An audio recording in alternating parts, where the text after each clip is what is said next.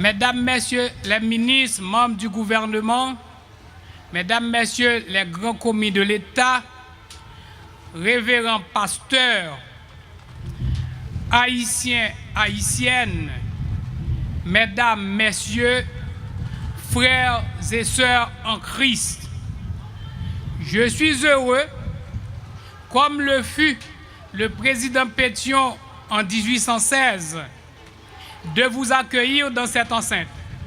D'abord comme frères et sœurs du même foi, mais aussi comme président de la République. L'accueil, l'hospitalité sont essentiels à la vie sociale et correspondent dans la tradition biblique à la figure d'Abraham, qui accueille avec empressement des visiteurs qui se révéleront être des messagers de Dieu. À vous, Mesdames et Messieurs, messagers de Dieu, je vous souhaite donc la plus cordiale bienvenue ici au Palais national.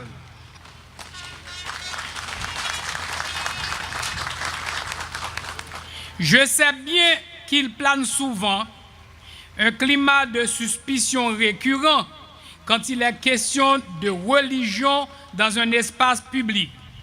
Toutefois, il me semble utile de rappeler que si les églises n'ont pas les moyens de gouverner directement, par contre, l'on trouve en leur sein de fortes et grandes idées sur l'organisation de la vie en société. Frères et sœurs dans le Seigneur, ce n'est pas seulement un privilège que de vous rencontrer aujourd'hui, mais plutôt une grâce d'être parmi vous. Car Dieu nous a bien révélé que lorsque 2 ou 3 sont réunis en son nom, il est en effet parmi eux. Et nous avons la certitude qu'il est là avec nous. Ce fut un 18 août 2016 que le protestantisme fit ses premiers pas en Haïti. Ils furent marqués par un cheminement difficile dans une période de grands conflits avec la scission du pays en 3 républiques. Le président Pétion, dans l'Ouest, à ses côtés 200 officiers et collaborateurs et 600 soldats, eut à accueillir favorablement les missionnaires Étienne de Grelle du Mobilier et John Hancock, qui bénéficièrent de l'autorisation de s'installer au pays, de prêcher l'Évangile dans le domaine de l'éducation, sans se mêler de politique.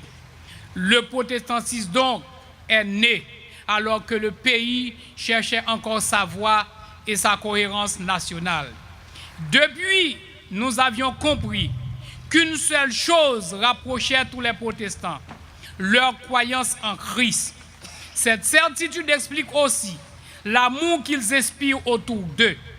Par-delà leur richesse spirituelle qu'on peut leur envier ou leur droiture parfois méprisée, il demeure une caractéristique autrement plus profonde, leur fidélité à une vocation et à la foi.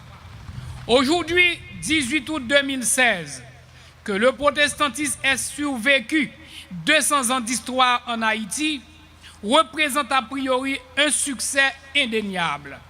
Le travail, chers frères et sœurs en Christ, que vous avez réalisé dans ce pays touche à des réalités fortes. Le secteur protestant contribue au fondement moral de la société, au progrès spirituel des citoyens et au progrès et à la paix sociale. En effet, le protestantisme a été très actif.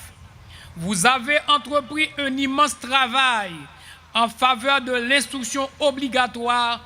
40% des écoles primaires et secondaires et 25% des universités sont des institutions créées par le secteur protestant.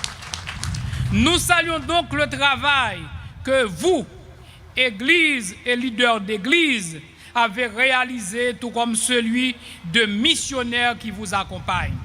Sans entrer aujourd'hui dans ce débat, j'exprime ici le vœu que le secteur protestant ne soit plus traité en fils de parents pauvres.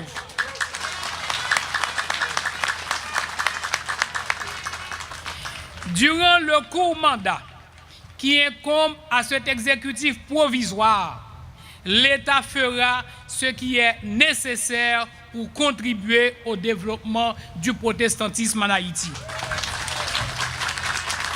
Je ne peux m'empêcher d'éprouver un profond sentiment de respect devant votre acte de foi. Le Christ étant l'ultime libérateur, votre espérance ne peut s'éteindre. Le salut de la patrie est attaché non seulement à votre espérance, mais aussi à votre bonne conduite. Vous êtes les gardiens de principes qui font la gloire de la République et qui assurent à chacun de notre pays de vivre selon la droiture et sa conscience. Derrière l'étonnante diversité de vos églises, il existe une unité que j'oserais qualifier de spirituelle. Donc, il ne peut ni ne doit y avoir de différence parmi vous. Gens de même liés, le secteur protestant doit nourrir le débat et la confrontation qui permettent à chaque citoyen, à chaque institution, à chaque groupe d'exprimer ses convictions dans le respect de celles des autres. Que l'union du secteur protestant soit sa force, comme l'union soit notre force en tant qu'Haïtiens, fils et filles d'un même pays. Vous, protestants, vous avez affirmé à maintes reprises votre attachement au respect des personnes et à la dignité humaine. Je suis à vos côtés dans ce combat. Vous encourageant à garder le cap, même en ces temps de crise dans notre pays. Nous devons avoir le courage d'affronter les défis d'aujourd'hui et pour que se tiennent des élections crédibles, honnêtes et démocratiques, nous avons tous besoin de foi et d'espérance. L'apôtre Paul ne nous a-t-il pas enseigné ces trois choses? La confiance, l'espérance et l'amour. Mais c'est l'amour qui, dit-il, est le plus grand pilier sur lequel nous devons construire notre vie. Aimons-nous les uns les autres comme Dieu nous le commande. Haïtiens, chrétiens, peuple de Dieu, notre pays cherche toujours la voie de la paix et de la stabilité. Aimons-nous les uns les autres. C'est le sens même de notre mission aujourd'hui. Aimons notre pays et aimons la République. Que Dieu vous garde, que Dieu garde Haïti, vive le protestantisme, vive le peuple haïtien.